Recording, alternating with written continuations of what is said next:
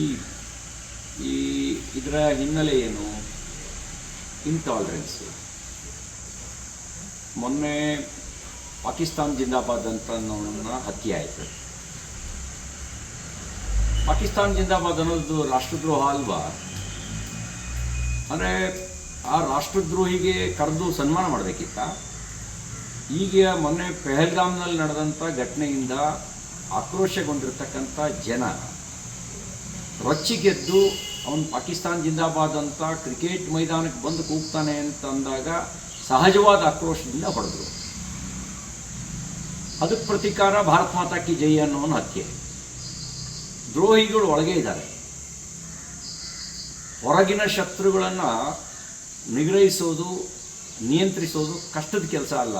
ನಮ್ಮ ಸೈನಿಕ ಸಾಮರ್ಥ್ಯ ಇದೆ, ಅದು ಮಾಡುತ್ತೆ. ಒಳಗಿರೋ ದ್ರೋಹಿಗಳಿದಾರಲ್ಲ, ಇವ್ರನ್ನ ರಾಜಕಾರಣ ಹೊರತಾಗಿಟ್ಟು ನಾವು ಬೇರೆ ಸಹಿತ ಕಿತ್ತಾಕ್ತಾ ಇದ್ದರೆ ಇಂಥ ಮತ್ತಷ್ಟು ಹತ್ಯೆಗಳು ನಡೀತಾ ಹೋಗ್ತವೆ.